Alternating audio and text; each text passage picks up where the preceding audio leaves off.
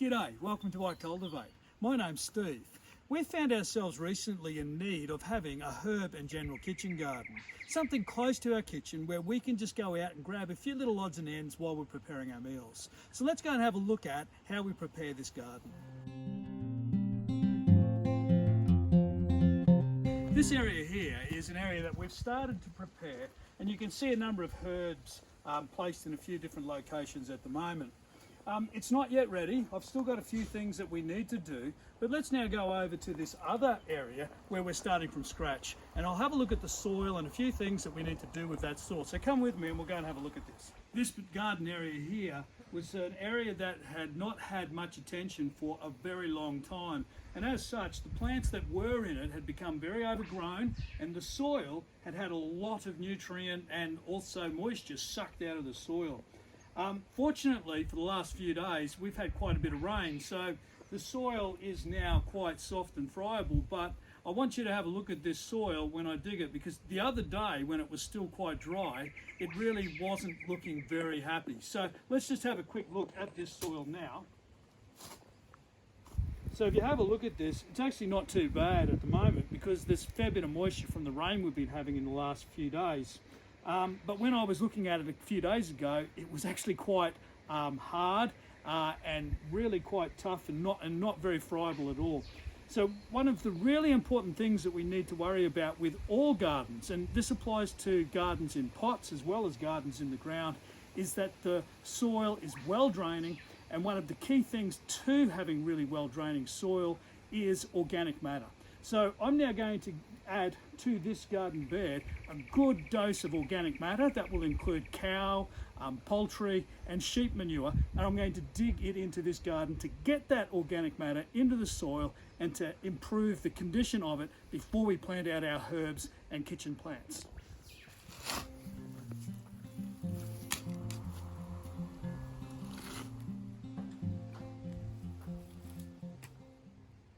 So what I've done now is I've turned over the top roughly shovel depth of this garden bed here in order to break down those clods of soil that have developed over the last few years of inattention.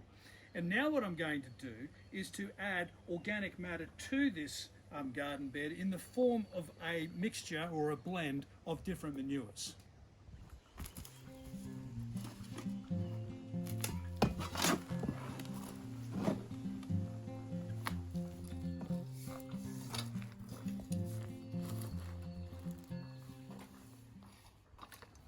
So we've got our soil dug over, we've got a top layer of organic matter, manures. Now what I'm going to do is to just give it a slight dig over and get it down just those couple of inches.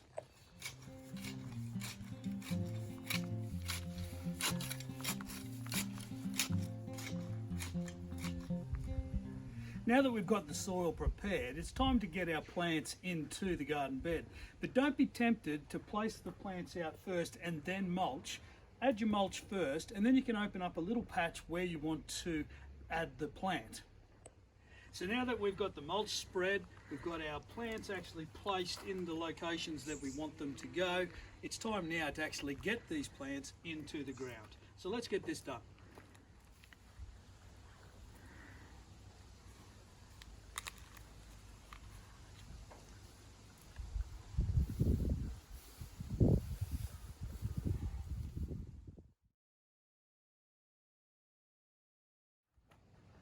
So now that we've got our herbs and our various kitchen plants in our garden, we need to give them a good water in. But to help with a little bit of root shock avoidance, what we've got is some seaweed concentrate in with our water, and that will give the plants a real good start early in their life. So let's give them a water in. Now we're going to come back in a few weeks' time and we'll give you a little bit of an update so you can see how this has all progressed. But until that time, I hope you've enjoyed this video, and so can I please ask you to go down to the thumbs up and give us a thumbs up, subscribe to this channel and go to our website iCULTIVATE.net. Thanks for watching.